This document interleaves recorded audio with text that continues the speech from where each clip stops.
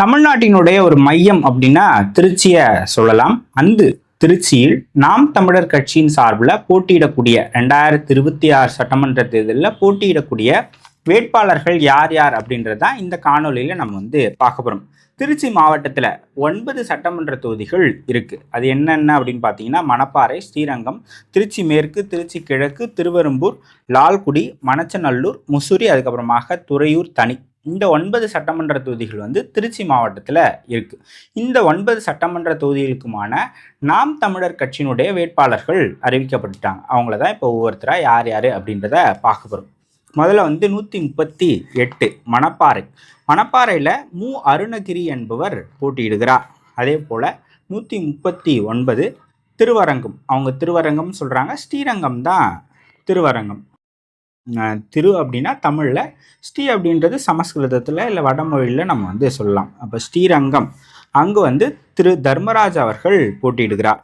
அதே போல் 140 திருச்சி மேற்கில் திருமதி புவனேஸ்வரி அவர்கள் வேட்பாளராக அறிவிக்கப்பட்டிருக்கிறார்.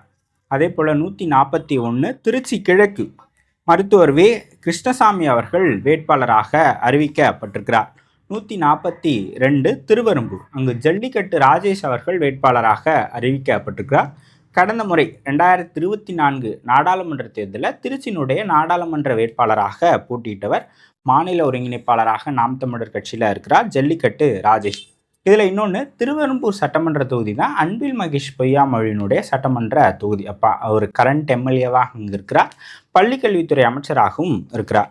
அதே போல் 143 லால்குடியில் வழக்கறிஞர் மதன் அவர்கள் போட்டியிடுகிறார். அதே போல் 144 மணச்சநல்லூரில் பேராசிரியர் இரா தேன்மொழி அவர்கள் போட்டியிடுகிறார். கடந்த முறை 2024 பெரம்பலூர் தொகுதியினுடைய வேட்பாளராக போட்டியிட்டவங்க பேராசிரியர் தேன்மொழி, மகளிர் பாசறை மாநில ஒருங்கிணைப்பாளர்.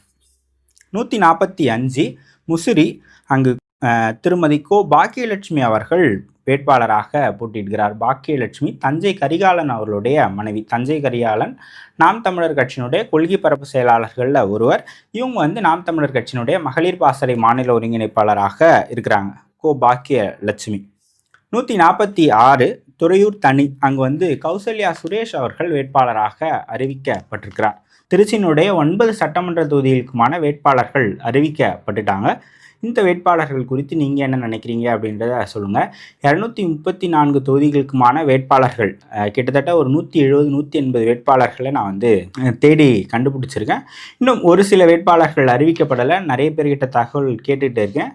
தகவல் கிடைச்ச பிறகு ஒரு மாநாட்டுக்கு ஒரு 2 நாளைக்கு முன்னாடியாவது 234 வேட்பாளர்கள் யார் அப்படின்றத நம்ம ஒரு காணொலியாக போடலாம் அப்படின்னு முயற்சி பண்ணிகிட்ருக்கேன். நடக்குதா அப்படின்றத பார்ப்போம்.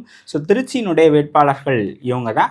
இவங்களை பற்றி நீங்கள் என்ன நினைக்கிறீங்க? 2026 தேர்தல் குறித்து நீங்கள் எப்படி அந்த களத்தை பார்க்குறீங்க? அது பற்றின செய்திகளை தெரிஞ்சுக்கணும் அப்படின்னு நினச்சிங்க அப்படின்னா சாரல் துளி சேனலை சப்ஸ்கிரைப் பண்ணுங்கள்.